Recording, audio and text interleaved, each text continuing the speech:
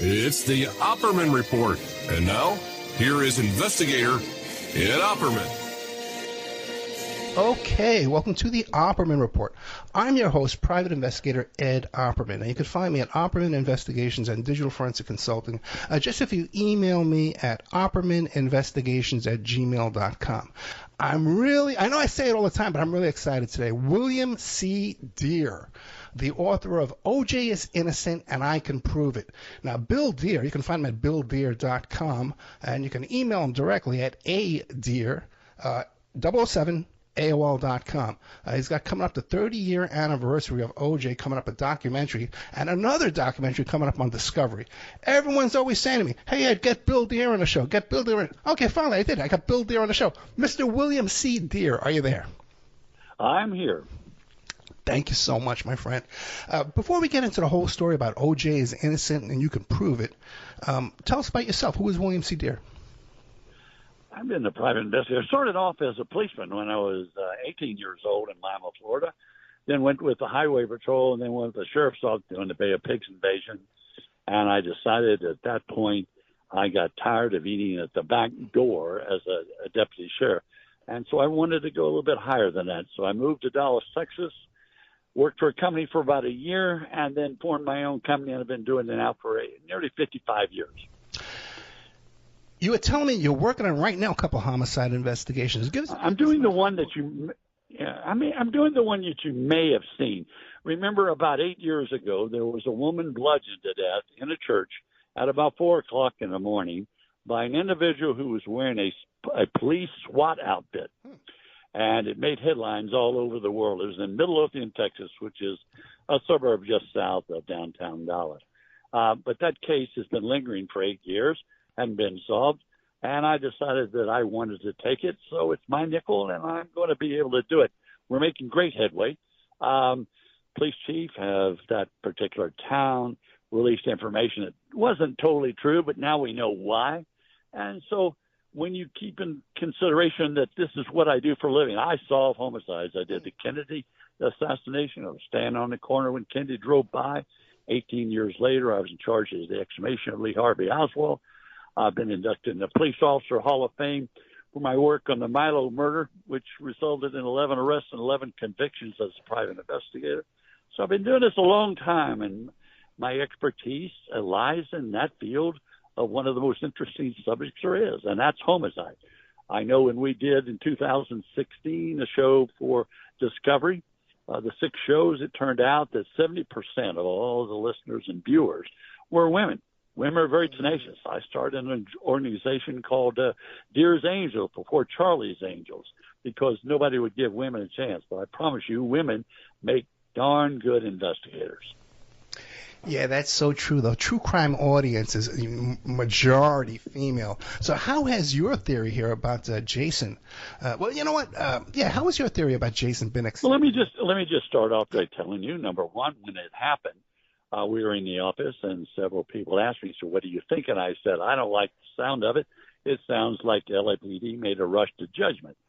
So I asked one of my staff who'd been with me for, I think, 18 years, let's fly out there and see what happens. So about 2 or 3 days after it happened, we flew out, rented a room, rented a car, drove into Rockingham, and it was nothing but a circus. But then I decided that what we'd do is go over there to where the crime occurred. There wasn't anybody there, and it was right on the corner of Bundy and Dorothy.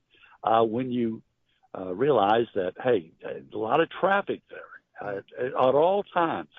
But to me, what I knew then and what I'd been seeing on television wasn't what I was watching at this point. So I put Chris Stewart on the corner, and I said, look, if I get arrested, call my attorney and bail me out.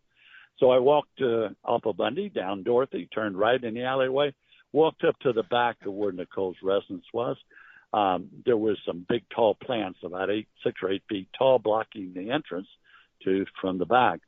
I moved it, climbed over the back gate, walked that walkway, and ended up being at the front door after quite some time as far as a walk, and realizing that the killer had to come in from the back, had to walk the same walkway that I was walking. And when he got to the front door, then the picture window was to the right, and I knew that Nicole Brown Simpson had to have known exactly who it was. And then I thought, okay, if she knew who it was, why did she open the door to a stranger? Well, I knew then at that point it was no stranger. So now, 30 years later, I'm able to put it all together. I will tell your listeners this. There's no doubt in my mind that O.J. Simpson was at the crime scene on Dorothy and Bundy. But it was after the murders. And I can tell you that I also have an eyewitness, a private investigator such as yourself, who was on a surveillance in the alleyway across from Dorothy, who watched a vehicle pull in, a Bronco.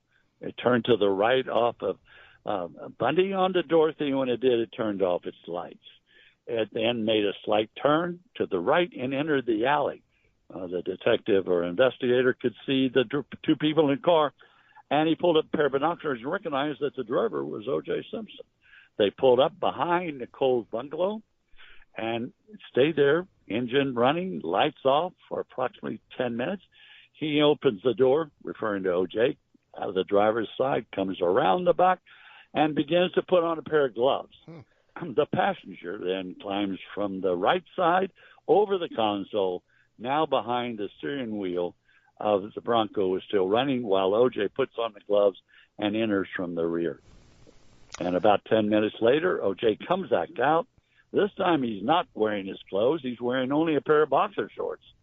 In his right hand, he had nothing, but in the left hand, he had a bundle. It was the bundle of clothes that he had apparently been wearing when he entered the complex of Nicole's residence. He opened the door with his right hand, slid inside, and as a result of that, these clothes, which I'm sure were bloody at the time, had some blood that was left onto the console. Marshall Clark, the next day or so, claimed the Bronco was full of blood. I promise you and your listeners, it was not full of blood. There was enough blood in that Bronco on the console to fit on my thumbnail, but no blood on the brake and no blood on the accelerator, and no one's going to tell me that you can commit a murder from a man who knows karate, and you fight with Ron Goldman and instill 27 stab wounds, and you don't have any blood on your shoes or blood on your clothes that's transferred onto the driver's seat or to the brake or to the accelerator. Yeah, and I'll let you ask me a question from there. Yeah, that throws out the footprints evidence. Yeah, the PI, was he associated with Anthony Policano? No. He was just a private. He'd been about 15, 20 years in the business. The reason he didn't come forward right away is that he thought it was a drug thing going bad. But as a result of that, and he wasn't paid to leave that assignment, he was on another assignment. So he waited a number of years, and then finally when it came out that I was involved, he calls me and we sit down and talk. Since that time, we've given him 2 polygraph tests by the best in the country, and he's passed them both as to his validity and the fact that he knows what he's talking about. Now, with all that in mind, you've got to keep in this consideration that if O.J. was at the crime scene, but after it happened, who was the one in the passenger seat? Well, it turns out that the passenger was Jason Lamar Simpson's, O.J.'s oldest son. Well, it never came out during the early part of the investigation that his son, who was 25, 5'11", 235, on probation, by the way, for assaulting his previous employer with a knife. Now, that should have been a red flag immediately to the police department. It's 101. But they didn't do that. They made a rush to judgment, and they arrested O.J. thinking O.J. did it, which I promise you he did not do it, but he's protecting his son and has been for many, many years. As you know, O.J. passed away a week or so ago. I was going to be meeting with him, but I did not realize with the prostate cancer that he had, it was that serious. And I knew that if it did become serious, I might have the great opportunity to sit down and talk with him. And if I did, I was hoping, beyond hope, that at that time he would admit his participation in it. And because I really feel sorry for him. The man suffered more than what anybody realizes. O.J. protected the one person that he felt he was obligated to do, and that was Jason.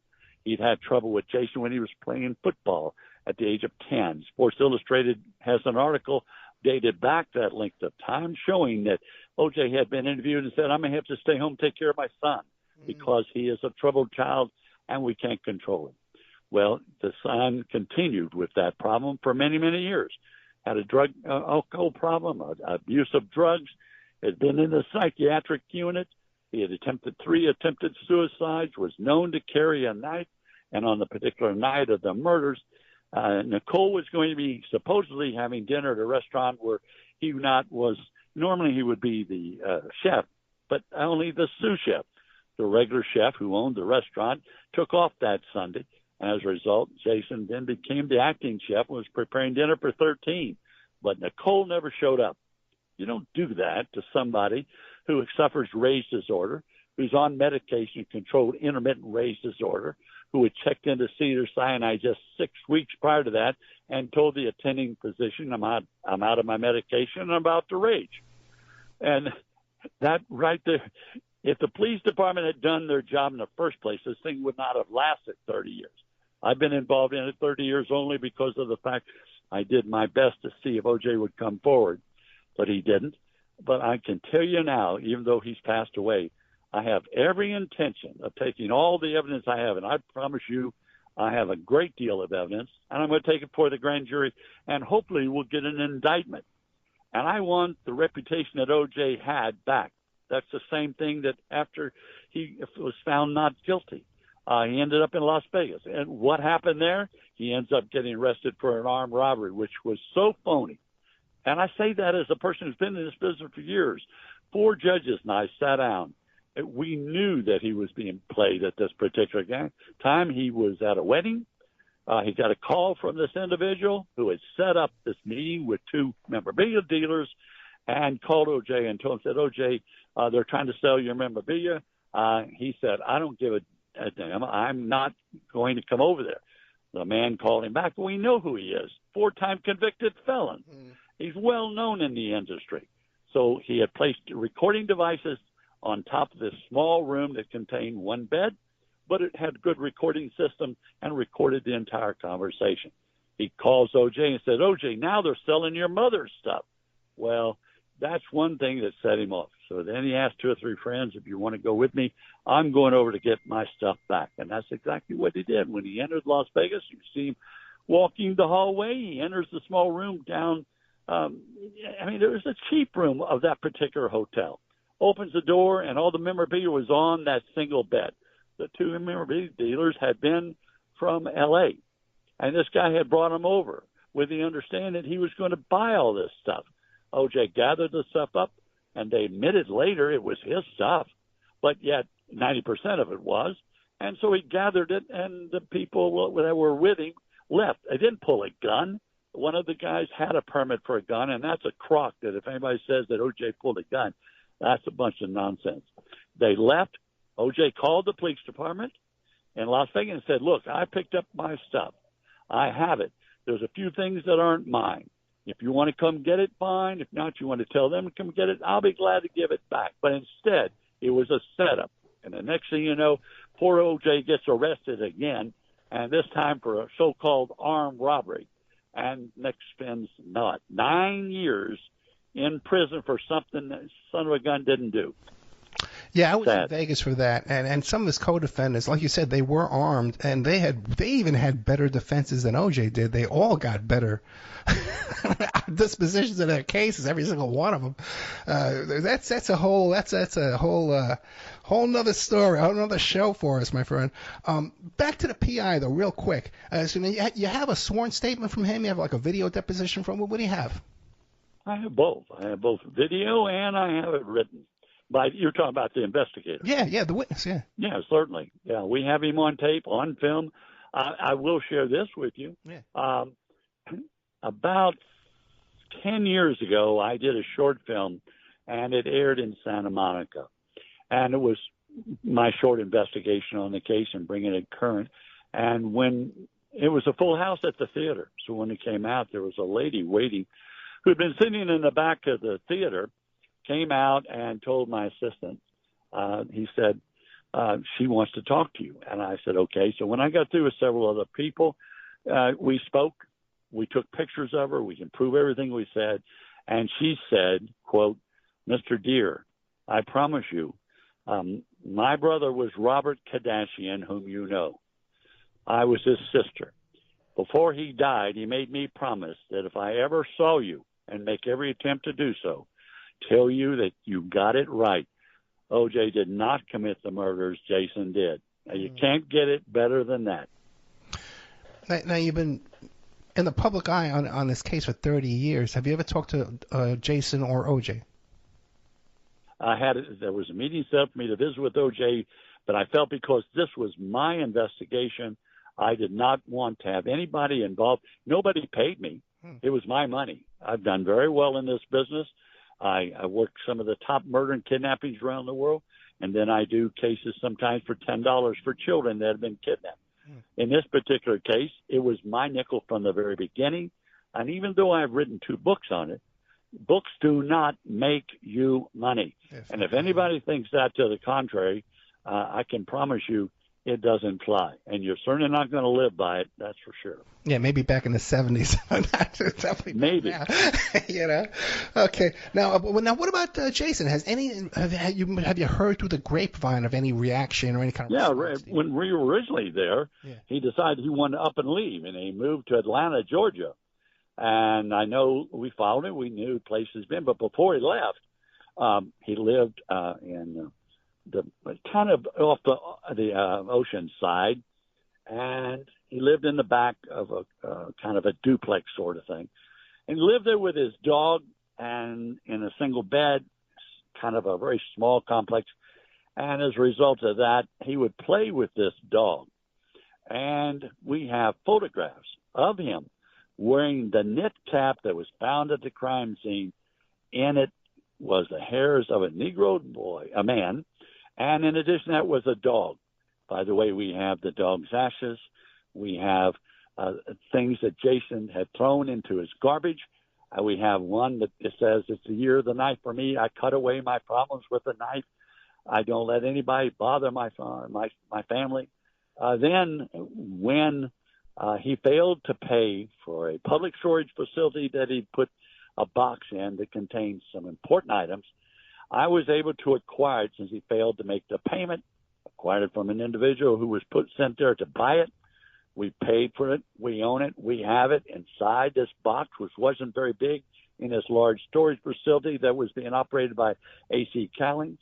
It contained the following: a box with his dog's ashes, the jacket that he wore when he spoke on behalf of O.J. after O.J. was found not guilty. And in addition to that, we found 3 diaries that included things that you would not believe concerning the murders. In addition to that, at the bottom of the box was a knife, a Gerber replica of a Mark V designed for one purpose. That's one purpose: to cut and to kill. And that knife was at the bottom of the box. When we pulled it out, it was a boot knife that Jason had carried in his boot or on his belt behind his back, slight marking on the leather sheath showing the initials JS. In addition to that, we had numerous photographs. It gave us everything that we needed, in my opinion, and those of close friends, that this was the murder weapon. We even had 3 of the top medical examiners who examined the boot knife. The boot knife had the top removed. Wax had been poured inside. And when we compared the wound that Nicole sustained at her residence, it matched perfectly with the hilt of the knife. I wish the average person could understand the amount of time and effort that money and expense. I can't tell you how much money I've spent on this. Yeah, this is crazy. But I intend to finish it. I don't, just because O.J. passed away, I'm sorry, but I don't intend to leave this thing standing here. I intend to go after the Sun Continuum, which I've been able to do. And now we've got some big breaks. We had a guy told us that Jason had attacked him and nearly beat him to death in a fit of rage when he got fired. We know another woman who he cut up all her hair. We know another woman who he threw in a bathtub that had no water in it. We have another woman who he bashed out the pastor's window and pulled her out through the window and began beating her before his friends stopped him. Never interviewed this individual, and yet he checked into Cedars-Sinai Hospital emergency room and said, "I'm about to rage." Never been interviewed by LAPD. Lieutenant Pietroni has sent me an email stating our department never interviewed Jason Lamar Simpson. He was represented by an attorney, Carl Jones, who's a man of color, who's now deceased, who represented only people who were involved in major cases such as homicide. We have all that information. We know that O.J. hired this attorney to represent Jason 2 days after the murders.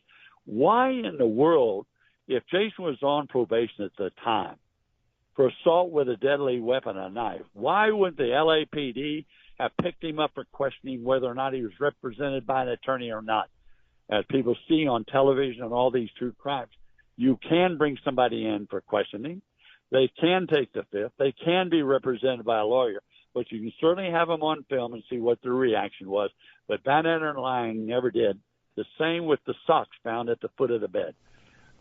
The truth of the socks were not there originally, but after Van Etter and they obtained a search warrant, they went inside, and there the socks, supposedly having blood on them from O.J. and Nicole, except for the fact that one of the top former FBI people, Mr. Frederick Reeder, had checked the socks and said that the blood was on the sock, but the blood went from side to side on the sock, which means there was no foot in it. He also admitted to me that the blood came from a vial of blood. We know that when O.J. was taken down, Thana Pritis, registered nurse of 37 years, drew 8 cc's of blood in a vial that contained EDTA. He shook it. Lang and Van Etter asked for it. It was given to Van Etter. Normally, that's not protocol. Van Etter put it in his left pocket. Later that afternoon, he turned it back over to Dennis Fung, but that time it only had 6.5. Yes, the socks contained EDTA, and everybody should know that laundry detergent contains EDTA, but not to the degree that the blood was that was found on those socks. Yeah, I had FBI whistleblower Dr. Fred Whitehurst on the show, and he was ready to testify. He was there, ready to testify, but they didn't need him. Let me slow you down a bit. We're talking to private investigator William C. Dear. His book is O.J. is Innocent, and I Can Prove It. You can find him at billdear.com, and you can email him at adear007@AOL.com. You mentioned a couple of things. First of all, to back up a little bit, you mentioned something about A.C. Callens was in charge of the storage unit? Public storage, that particular unit facility at that point, when Jason placed those items that we know came after the murders into the storage facility, A.C. Callens was, in fact, and by the way, I happen to like A.C. Callens, was the manager of the facility. Really? If you will go on to where public storage makes a lot of money out in L.A. and across the country, as people know. When you don't pay the rent, they put it up for sale. In this particular case, they have to publicly identify who the person is and the facility and when it's coming up. We located to our investigators the ad, which was one of many, and you had to really kind of take a magnifying glass to look at it, and it was Jason Simpson. So we know which storage facility. We know what was, being sold, and it was sold as is, lifting the lid, just the box. Nobody realized because you couldn't look in the box. So it was purchased sight unseen, but I'd been warned that vital information would be contained in that particular box, and certainly it was. You have sources inside, I guess, the family and friends of these people. Yeah, I've been tipped that he had put something in the public storage but failed to pay it. And so we checked in when we found the ad. We knew we were right, and we verified the information. Okay. So it's all, everything that, people, I get emails from people who irate that I believe O.J.'s innocent. Yeah. I've never met him, never been paid by him, don't know him that well as a personal friend. I know he's done some stupid things after the murders. There's no doubt about it. But I will tell you this, as God is my witness, the man died innocent of the murders of Nicole Brown Simpson and Ron Goldman. Now, you mentioned that he had hired an attorney, Mr. Jones, I believe it was, for Carl Jones. Carl right. Jones. But O.J., he had Howard Weitzman, who allowed him to be interrogated without an attorney or questioned without an attorney. He knew he was innocent. He knew he didn't have to worry about it. O.J. did. Weitzman did. Weitzman had been told by O.J., I didn't do it. And he was assured by O.J. Keep in mind, Why would you get in the car with two detectives when your attorney told you not to? You go down to the jail. Attorney's not even at the jail when Thanopoulos checks him, and they actually filmed him from his toes to his nose, front and back, and the only laceration he had was to the left, one of the fingers on his left hand, and that's when they drew the blood. I mean, the guy, O.J., he may not have been the smartest person in the world, but he's certainly smart enough to know, don't talk if you were actually involved in committing the murder. Now I'm going to tell you something else that no one knows. O.J. took, during the time of the charges, a polygraph test by a number one examiner in the country, and he failed it totally. Okay, you say, well, that proves he's guilty. No, it doesn't. If he went to the crime scene because his son called him, his son gets in the car, they drive over, O.J. gets out, O.J. goes in to see whether or not his son is telling him the truth or he's having psychological problems when he doesn't remember things. When you go through all that, then when he failed the test, it's because he had knowledge. He knew. He was there at the scene afterwards. He could not have passed a polygraph test under any circumstance. And I dare any examiner to contradict what I've said, because I got three of the top in the country who will certainly testify. Yeah, also the guilt of being there running around in the blood. And like you said, too, how could you be running around in that blood and not have any blood on the brake? Can you believe it? No blood on the brake. And that Marsha Clark, now that's a woman you need to interview. If you ever get her mad, I promise you talk about language. I guarantee you she can give you a mouthful of language that you don't want to hear. My sister actually went to high school with her. Oh, then she knows. It's a small world. It's a very small world, you know. I rode on an airplane with her after the murders, and she didn't know it. And I was sitting in front, and I listened to her and her boyfriend in the back. And, well, very interesting. So she knows who I am. I've confronted her before to ask her questions at seminars where she refuses, and they make sure I don't get the questions asked because I know the answers. Now, what was the reason that O.J. and Jason drove over there? Because his son been in a psychiatric unit, and a lot of times on his medical records, I have the medical records, I have the psychiatric analysis too. When, he does that, sometimes he does not remember what he really did. And because of the fact on the night of the recital, O.J. had gone to the recital but was not invited to go eat with Nicole and the family who was going to be eating at Mesa Luna restaurant. And she was going to have her entire family there, about 13. Jason was preparing a meal for 13 people, expecting Nicole to be there, not at Mesa Luna, but at Jackson's restaurant at 8908 Beverly Boulevard in Beverly Hills. And instead of showing up, never calling, you don't do that to somebody who suffers intermittent rage disorder, who suffers from alcoholism, who suffers from drug abuse, who's been in a psychiatric unit, who's been able to take his medication, and all of a sudden you leave him. And there he stands waiting, face in his hands and totally embarrassed of all the people there at work. Now, you also know that, or probably have heard, that the owner of the restaurant gave Jason an airtight alibi that Jason was cooking in front of 200 people that night. That is a total untruth. There were 33 people there that night. Jason left early with his girlfriend, Jennifer Green. The owner of the restaurant was not there. He was at his home with his mother and father preparing a barbecue dinner out in the backyard with about 30, 40 other people, and there's no way whatsoever they could have given him an airtight alibi. And the guy has now rescinded the alibi because he said, I thought I was helping Jason. Well, he wasn't helping him, except for the fact that the police never interviewed him. The same as the civil attorney said when he was taking his deposition. His partner looked over and said, if Jason didn't have an airtight alibi, I would have considered him the major suspect. Well, guess what? Jason Lamar Simpson did not have an airtight alibi on the night of the murders.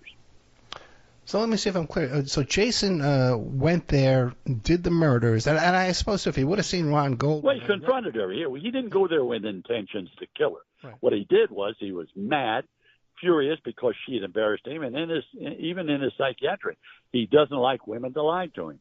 So he went over there to confront her. She was expecting Ron Goldman.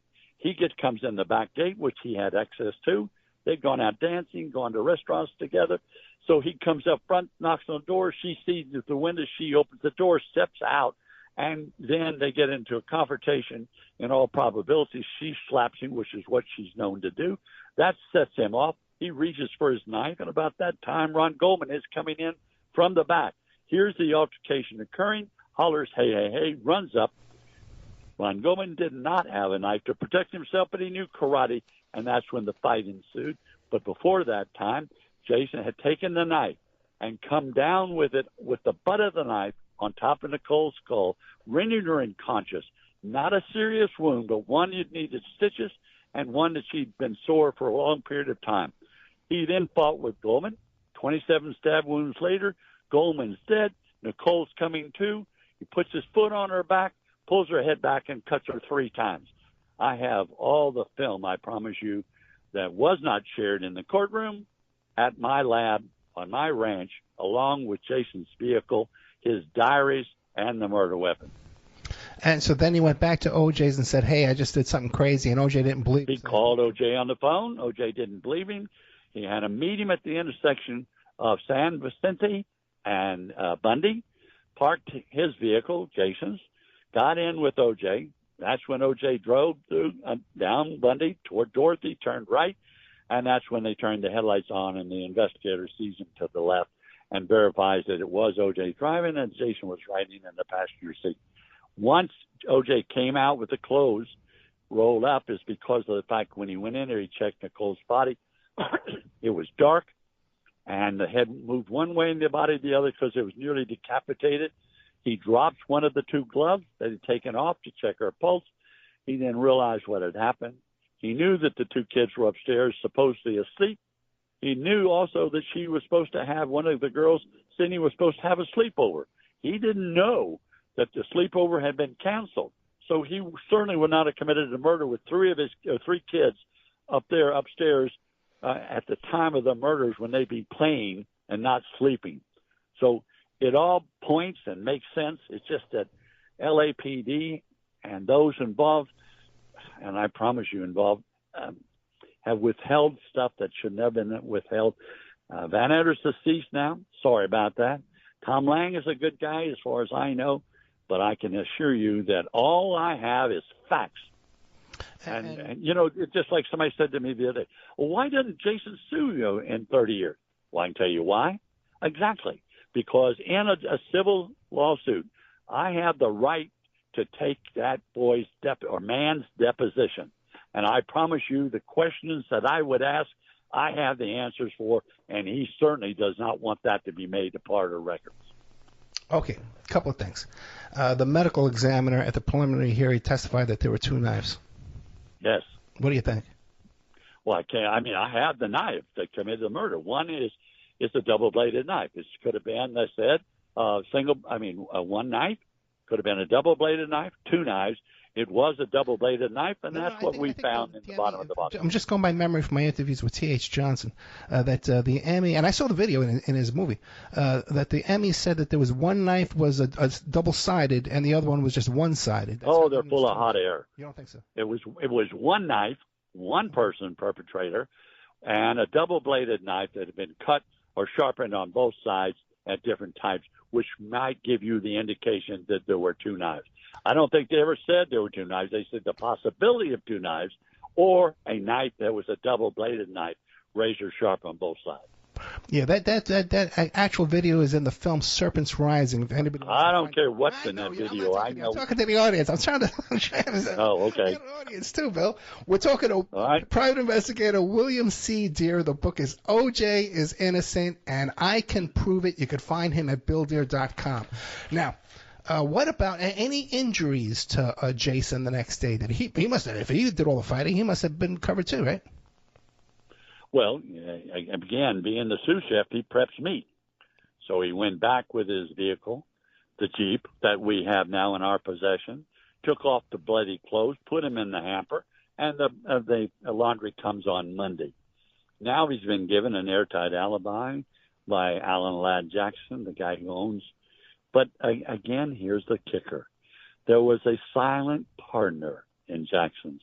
That partner furnished to me the time card for the night in question. And the time card had been altered. I have that time card. You have the original. I have a copy of the original. Copy. Yes. Gotcha. Okay.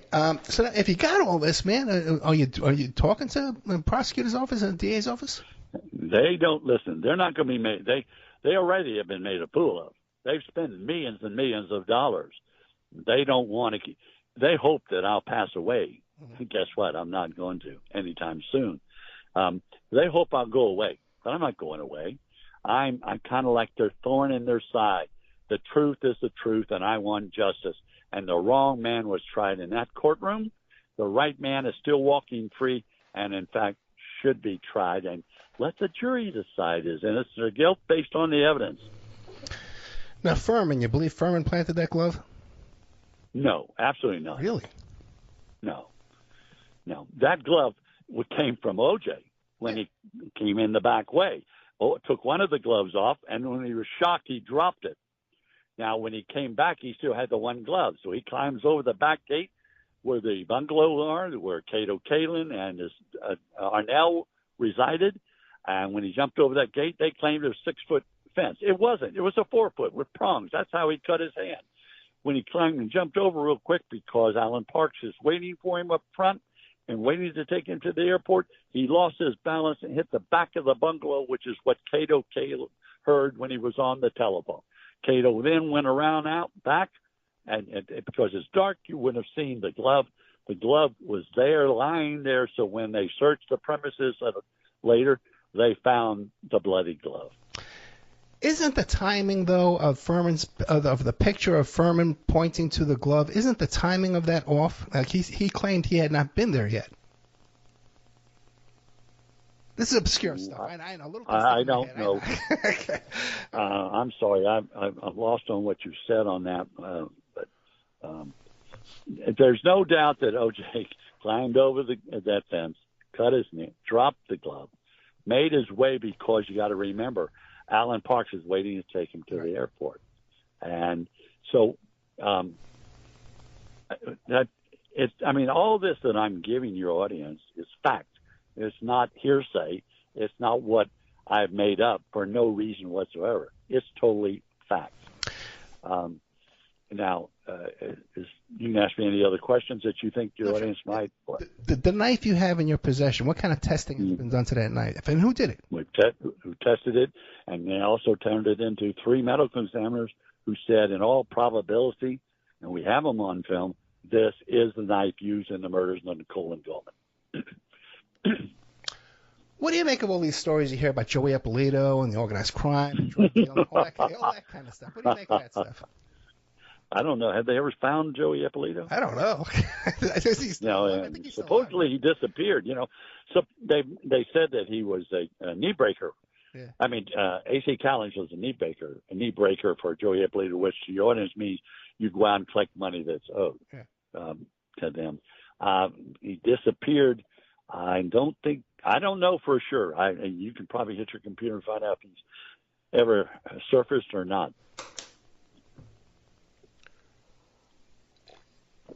So let's think here. Huh?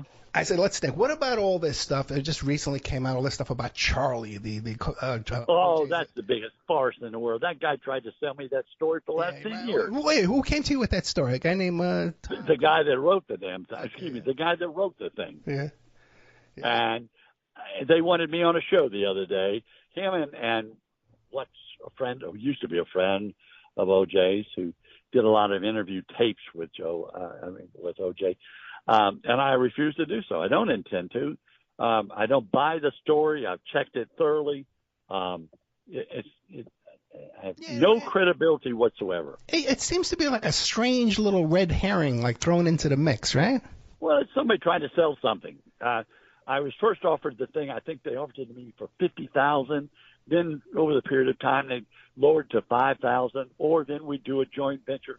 I thought it was ridiculous. I still think it's ridiculous and don't care if the person knows. So what's Jason doing these days? He's back and moved from St.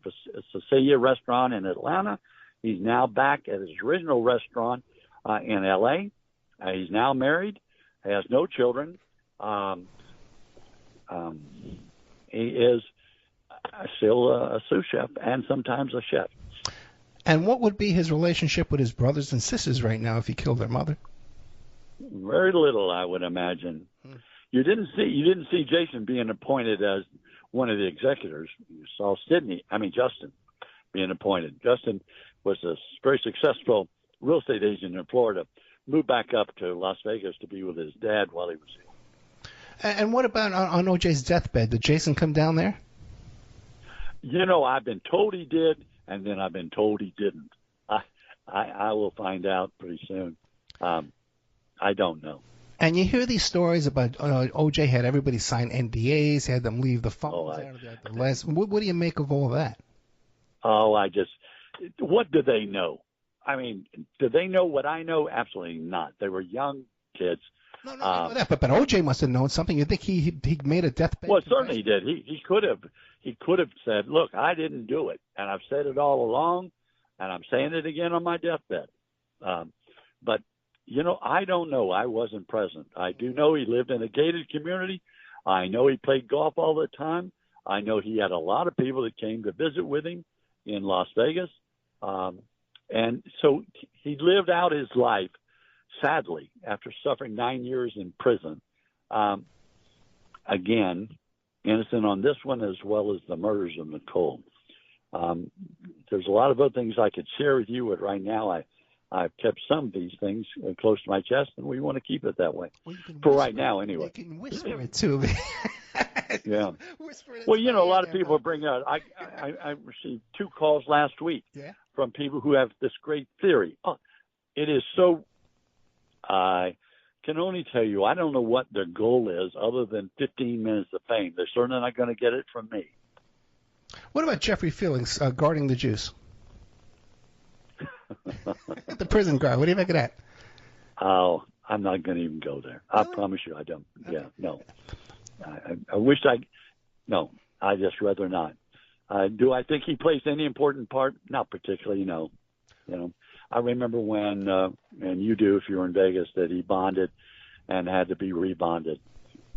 So people hear a lot of stuff and hear a lot of things. There are certain people who do know, and I know their names.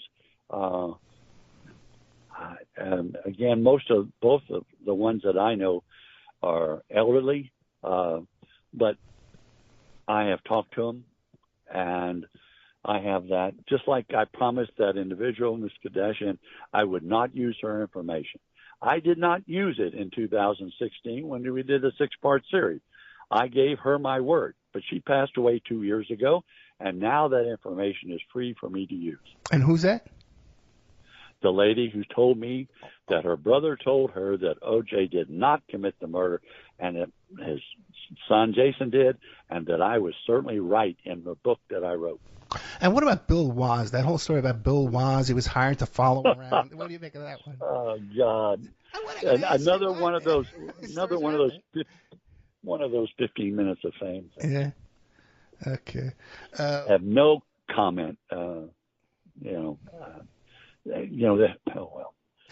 We could go on this for about 3 hours and still keep talking. Minutes left. We can't go 3 hours. I don't have a 3-hour show anymore. Okay, got a 1-hour show now, 51 minutes. And we only got about 5 minutes left. Well, what would you like to leave with us in the last 5 minutes? I think I really pretty well covered it. Do I believe that O.J.'s innocent? You bet I do. Do I feel I have the sufficient evidence to cover that, making those kind of statements? I certainly do. Do I think the LAPD will do anything about it? No. It's the same way that I had contacted the district attorney's office and asked if our experts could examine the glove and a knit cap, and I have the documentation. They wrote me back, we can't find it. We don't know where it's at, but when we find it, we will certainly make arrangements for your experts to look at it. Well, guess what? In Las Vegas, Nevada, shortly after that, the LAPD had a homicide convention where they showed Sirhan's jacket and that of Robert Kennedy. And guess what? In a case, a plexiglass case, was the knit cap and the glove. Yet, according to the billboard and in Las Vegas at the hotel, This was the authentic one furnished by LAPD. We interviewed the officer on duty who said he was there from LAPD to guard it and that it was being presented by the Homicide Division of LAPD. So when we contacted the district attorney again, said, hey, guess what, people? You couldn't find it. We did find it. Can we now examine it? Never heard from them since. Well, let me ask you a question, because you have this witness, you have this box with the hat and the knife. What describe to me the exact efforts you've taken to present this evidence to the district attorney's office? Well, we've offered to them, told them what we had, received back from LA. In person? I beg pardon? How have you done it? You've sent them a letter? Well, yeah, we've done it both in person and had an attorney do it, plus we've done it by email, and I have all the documentation. The documentation, and LAPD's public relations officer sent us an email, which we have. O.J. committed the murders of Nicole Brown Simpson. The jury found him not guilty. We say he's guilty, case closed. You don't close a case of homicide until the case is closed. There are no statute of limitations, no matter what people think, on murder. And what about, now, you mentioned this private investigator that was there as a first-hand eyewitness. He didn't want to come forward. But we do know that somehow Pelicano was involved in all this, because they even mentioned they mentioned the sidebars in court. I don't care what it said. He wasn't involved. He's had his own problems, as you well know. Sure. You know, I think his truth and veracity certainly has been up for question. I would agree with that. Okay. When you're finding out it's C4 and it's safe, I think there's a problem, right? Okay. Well, all right. I think that speaks for itself. Yeah, I hear you. Whatever. So don't get upset with me, Bill. So what do we? No, I'm not. I'm just saying that. And you're interviewing me, and I get upset when I find that there's certain people who think that they know things they don't know and want people to think they do know it. Gotcha. So that's a play on words, but anyway. I've been doing this too long. I know. How old are you? I'm not telling. No, I'm kidding. You want to know? Yeah. Let's guess at it. I've been doing this for nearly 60 years. So how old are you? Yeah, I did the Bay of Pigs invasion, so I can promise you that, and I did the Kennedy assassination. Yeah. And that's a good story in itself, too. So I'd like to have you come back and talk about that. But let me ask you this. So then 30 years ago, how old were you when you're hopping Well, over I can tell you how old I am now, okay? I'm 86 years old. 86, that's not so bad. So then you would have... No, I plan on being around a lot longer. So then you were 56 when you were hopping over that wall, right? 86 years old, and I was 56 when I climbed over that gate and walked that walkway, and will never forget it as I sat there looking at the blood all over the sidewalk and the fence where Ron Goldman was laying on his back, and then seeing the blood and seeing the strike marks of where her head was pulled back and her throat was cut. I have my own crime lab at my ranch in a place called Mount Calm, Texas, just south of downtown Dallas and just a little bit north of Waco. But we have vaults that we keep all the items in all the murder cases that I've been involved in over the period of years. And so we can research anytime we want. We probably have in those two big giant bank vaults 50 or probably more than that, like 70 or 80 file boxes full of records. So then how many death penalty cases, homicide cases have you testified at? I don't represent criminals. I've never represented criminals. Don't intend to represent criminals. I started out in this business believing in truth and justice. And as a result, the only time I've ever worked on a criminal case is when I was court assigned, and I informed them then that to tell the attorney I'm going to tell it just the way it is, and that's the way it was, and that's the only one I've worked and won't work any others.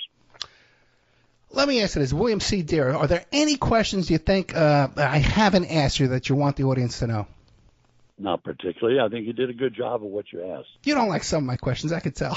Okay, but Bill, huh? I said you don't like some of my questions, I could tell. Oh no, I did. I'll be honest with you. I may have that sounding hostility in my voice, but that's not true. You're the messenger, not the individual that committed or was involved. You're just giving a show. I hear you, man. I walk into a place, I got that angry face. I says, look, I'm really not that angry. No, I'm not angry. I've confronted and stood in front of killers before. Yeah. When we arrested those 11 people up in Akron, Ohio, we got 11 arrests. I still hold the U.S. record for the largest number of people ever arrested in conviction history of the United States. I've been inducted in the Hall of Fame, not as a police officer, but as a private investigator. So I'm in the Hall of Fame. I mean, come on. Could I have made a lot of money defending people? You bet. Yeah. I didn't do that then, and I never intend to do that now. The day I do that, I'll hang it up. Only got a couple of minutes left. What can we find in this 30-year anniversary of the O.J. case we're going to see in October? Probably similar to what you've heard today, and maybe a little bit more, and a few surprises on top of that.